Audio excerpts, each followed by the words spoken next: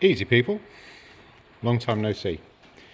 Right, for today's fun and exploits, we are going to attempt to fit this cylinder head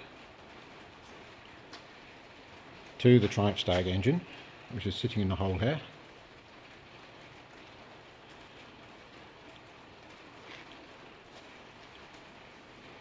Now then, these things have got enormously stupid shoulder bolts which tend to go very, very rusty,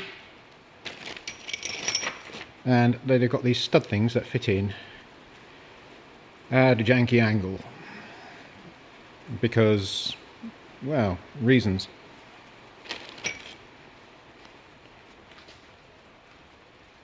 So I've temporarily placed the timing cover on the front of the engine so that we can get little bolt holes like this lined up. So we've set the timing chains, marked them with a little bit of white paint, everything seems happy, fitted the water pump housing. I don't know whether that's a good idea or not, we shall find out later. And what we're going to do now is find a magic way of being able to guide the head into position without damaging anything. So we have this, it's a left-handed cylinder, a leftover cylinder head stud, one of those ones that went through at a janky angle. When we tried to undo it, it basically sheared off at the top where the nut was. That kind of gave us two pieces of, well, I think they're mild steel, aren't they? They're quite soft. So we basically cut out any bent bits, cleaned it up on a wire wheel, cleaned up the thread using a tap. No, let's try that again. Cleaned up the thread using a die, and we got two short stubbies with a screwdriver slot in the top there. And so we're going to put these two, because they are correspondingly the two shallowest at this point in the cylinder head, and I'll show you where exactly we are.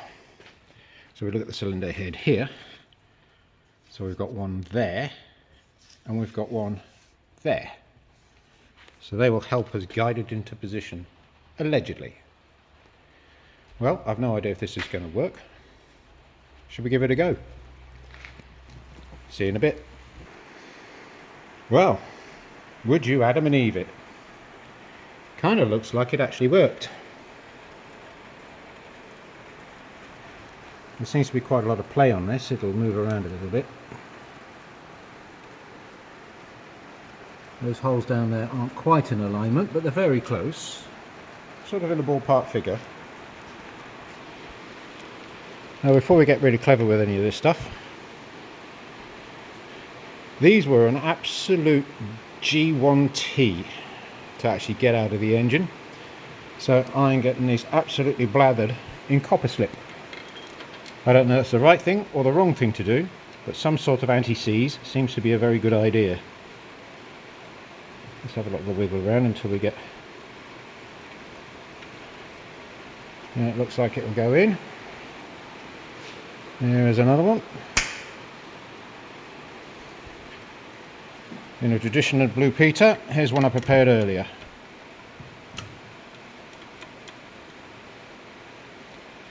And that appears to be working as well.